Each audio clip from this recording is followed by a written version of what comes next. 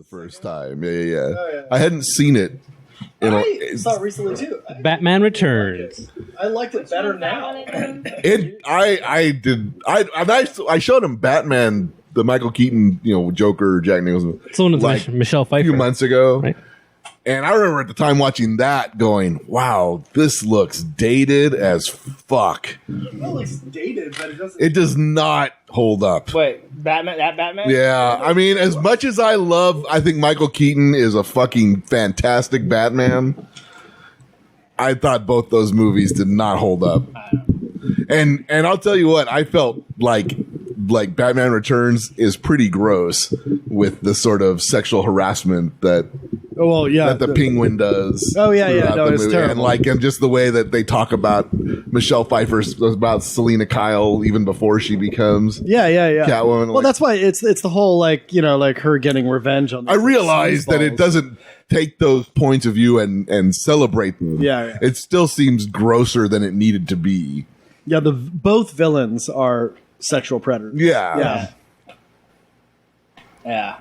The sequel is terrible. I thought the sequel is the worst. Which one? The second of the Keaton ones. You thought that was the worst of those four? I recently saw it. I think it's pretty bad. I had a new appreciation for it. Yeah, I really did. I of thought the it was four. I mean, of the Keaton. How many? The Keaton did two, right? Just did Keaton two. only did two, But the other two there was were Val Kilmer and then Clooney. Those four were like the first. I never saw the Val Kilmer. Well, I've never seen the George. I've never seen the George. I actually like Val Kilmer as Batman in that movie. It's not. He has that stupid line. It's not a good movie. Chicks dig the car. I always thought it was a terrible line for Batman. He's not. I mean, Michael Keaton is. I have a new appreciation for Michael Keaton as Batman, having gone back and watched those. But he's good. Yeah, he's good. He's good. I still like Batman Returns. I think it's like a movie. But I did see Michelle Pfeiffer recently in Ant-Man and the Wasp. Oh yeah, I just saw that. I enjoyed it. It's fun. I mean, it's not a brilliant film by any stretch of the imagination, but I don't think it's trying to be. Nope. But Peyton Reed, like, if you're going to make schlock cinema, Peyton Reed does a good job. That's a backhand. Schlock cinema. You're gonna make utter crap. Sean's ass. Not He bad. makes it great. Yeah. He does. I mean, that's just the thing. Schlock cinema is what makes money now. So, Yeah, that's true. If you want to make money, Marvel MCU. Ugh. Too much of it for me, for my taste. I'm a super Like hardcore another Marvel comic fan. book movie. I'm like, and Big deal. I'm over it. well, you know, it's My really, subculture has been it actually like, made me appreciate. I went back and read a whole run of Silver Surfer, and I'm like, the comics are really good, like really good, and I don't think that the movies really achieve that level of character. Well, they're not thousands of pages of books. They're 2-hour movies. No, absolutely. No, I realize that they don't have to achieve that, but again, And you realize that they are trying to get a broader audience. yes, than absolutely. fucking No, nerd I realize boys. that. And also, like, as many people remind me, Lewis, you do not have to see the films. I'm like, That is true as well. that is very true. I and do I not will have to see say, the and I'll films. go back to watching shitty stuff because you have kids. You will enjoy movies like that a lot more because they're movies that you can take your kids to. Yes. And they're enjoyable for you to watch. Yes. Plus, you have a connection with them. So you're saying that because Marvel became mainstream, you don't like it as much anymore? It doesn't excite me as much anymore. I think I can remember being like 13 years old, and my dream was that they would actually make a well-produced, high-end Star Wars level movie capturing the sort of feeling I had about comics at the time. Right. And now that that's every movie, I'm exactly. I just don't care anymore. Well, it's like, I mean, Well, I agree with you from the standpoint of there's no I don't think you have to care about it. My point is that they're enjoyable films to watch. well, Marvel, and they have a formula, right? And The formula is there is a villain who is a kind of a duality of the main hero, right? Right. That happens at the end, and they have 7 really funny visual gags. I like, you count them. Basically, every Marvel film has 7 funny visual gags, and everybody talks about those 7 things, despite it doesn't matter where the film goes. Like, that's what they remember. There's a certain meta-ness to all the dialogue, too, which is Well, like... it's sure, very but at this point in time, and I've said it for years, you can't not be meta. Oh, at yeah, this point in time. There's so much goddamn pop culture, you can't be referential within itself. If you are pop culture, culture, to be completely original. It's impossible. Well, there's a difference between original and meta, though, right? I mean, again, I think that that there's something to say about people doing kind of the same themes over and over again, but in interesting ways and actually reflecting our time. The Marvel films, though, are meta because of what you're saying, that there's so much pop culture out there. If you ignore it, people aren't going to think you're genuine. It doesn't ring true to audience at large. But that's true. But that's the difference between the fucking Marvel universe and the DC universe.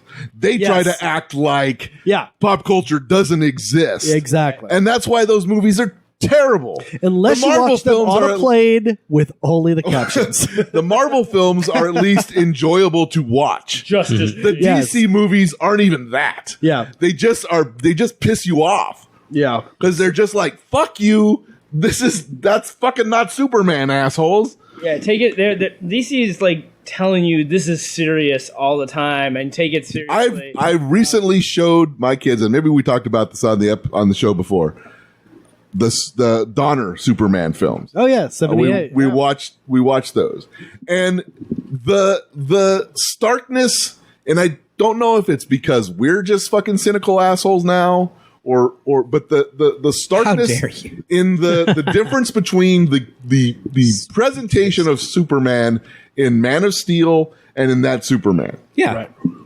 In Man of Steel, he is met with vitriol and fear and like all that. In the original Superman, they see a guy come flying in the middle of the city. They're like, woohoo! And they're like, woohoo! Right, like, this is the greatest thing ever. Look at that guy. He's saving people. This is awesome. Hey, now, mind you, that Superman guy? There were a lot more buildings destroyed in the Man of Steel. new Man of Steel. But that was before he destroyed the city. Oh. When he first presents himself. Like, people fear him. Yeah, they immediately fear. Yeah, after him and fucking level fucking Metropolis, I imagine they would be fearful of this guy. Like they were right then. I am fascinated by the things that get you riled up. Yeah, totally. I think that it's never the things I expect. The thing I like about The Donner was that he treated Superman as a human, as a character. Yeah. Way better than Man of Steel. Oh, absolutely.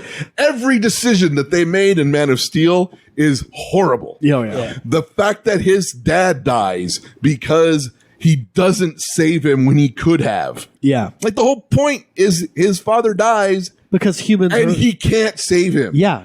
He has a heart attack. He can't stop that. And he realizes I can't save everybody. My powers are not unlimited. Right. Yeah. That's not how they do it in Man of Steel. They're like, oh, he could save him, but no, we don't want you to save me. But the fact that he dies because his dad goes, no. I'm waiting for the tornado to hit me. It's a little bit like listening to Nathan rant about Star Wars. It's not that bad. I mean, I think it's interesting because, I mean, these are the movies that are out and in the common culture. The other thing that I read this book. Okay. Let me talk about the book. Holy shit, a book? I read an actual physical, a physical book even with paper and ink. Book? I think you mean you listened to one on tape. Okay, go ahead. And it was called, it was on tape. It's called like it was on cassette. Batman and the Rise of Geek Culture. And the guy's sort of premise is that nerds got everything they wanted and it ruined everything. Like the rise of Batman popularity of Batman kind of parallels the rise of geek culture. And it's like his sort of thesis is that the nerds won and everything now went to shit. We have to, we have to live with shitty art because of that. Yeah, we live with the that nerds got everything they wanted. They got the big budget movies with the special effects, and they got their nerdy obsessions taken seriously. We need to go back in time and kill all the nerds like Joan treated Collins. Seriously, Oh, there we go. They Yes. got their stuff treated seriously by the mainstream, And it was terrible. And now it's Not only- sucks. And now Not Trump only is has it ruined president. pop culture, it's ruined the world. culture.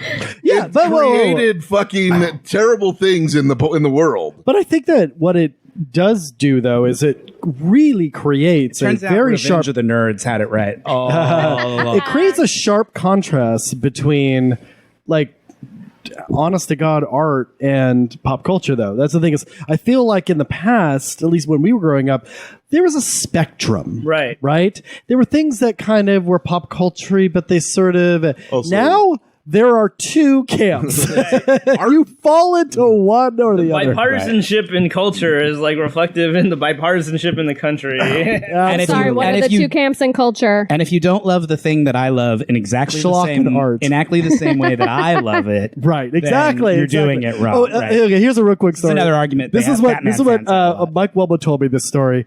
So he owns a comic shop, and he has several employees working for him. One of which is definitely a fanboy, but he gets his job done. He stocks things. He rings people out. He sells comics, right? Mike was on his day off. He gets a phone call, and they went, Mike, you really ought to get down to the shop. And he sort of rushes down there only to learn that his employee kicked a customer, a regular customer who spends hundreds of dollars at the store, out of the shop because of an argument they had over Phantom Menace. Now, they both agreed it sucked. Oh, But his But it employee felt how it that sucked. exactly that the reason it sucked was the wrong one, and he literally threw him out of the store. And Mike had to sit down and have a conversation with this 25-year-old man No. why that wasn't okay. And I'm just like, that to me emblemizes Yeah. bad boy The whole ridiculousness. thing. That's why we have Trump. Exactly. Well, now that we've talked about toxic fandom and nerdery, Let's talk about Star let's do our Trek. Star Trek podcast. Correct.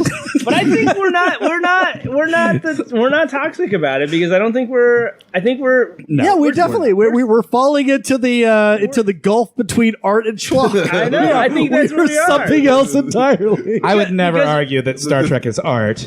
no. Or that this No. podcast That is this anywhere podcast- resembling art. Oh, we're definitely not. Did we have a 100-sided die generator yeah, of some kind of thing? yeah, I got it. All right. So let's do it. Let's roll it 3 times and see what All right. letters. So just for people who don't know, would you explain to them what's going on? So we're gonna play STD. This is not going to go in the regular episode. This Hangman can with go in the Lewis. mini- How is this not a corrections corner? So we're How come this I'm has only got in to the be. corrections We're corner? gonna The whole Yeah. idea is a corrections corner. This whole game is we're corrections. gonna give Jake or we're gonna yeah, give Lewis cool. 3 Thanks. STDs, Right. and You're depending gonna on the give me- letters that spell those STDs during a trip to He's going to Horrors earn in those Thailand. the hard way. we're gonna simulate him going to Thailand and getting STDs by rolling exactly. a 100-sided die. We're going to recreate. So what the have we events got? What's that the first actually, STD we got begin going this here? All right, number 1. 1, Yep.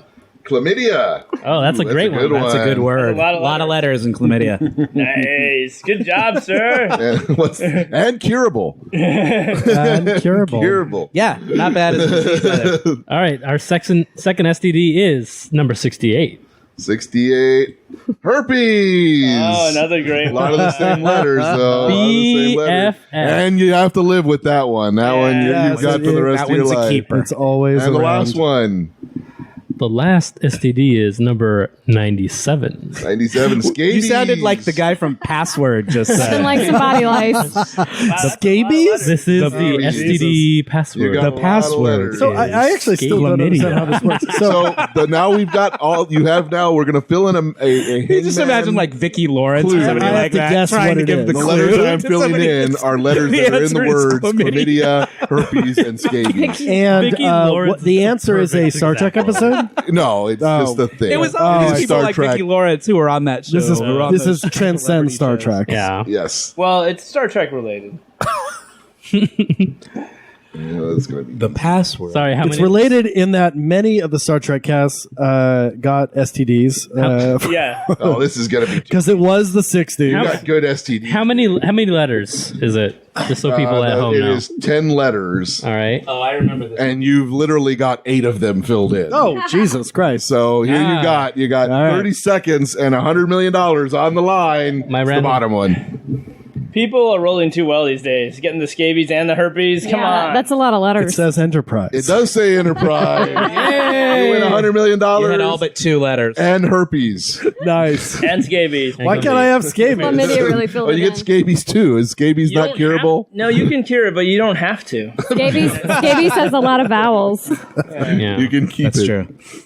All right. Maybe the next time we get those diseases, 3 out of That'd be a I good like that. children's I like book that. name. The doctor, you go up to the Scabies doctor, the has a doctor lot of says, you have vowels. scabies. It's like, oh no, it's curable. Oh, I no, think- no, I no, think no, the that's next- cool. I think the next time we play this, we need to play the password version of it. Oh, yes. The password is. The password is chlamydia. And then you have to get the other person to Say say chlamydia. chlamydia. So right, does you got any- this in Thailand. Your first night out. Can you say clams, or is that part of the word? I love that. The password is coffee edible. Clam. all right. Well, since we got through that, should we start the episode? Please. All right.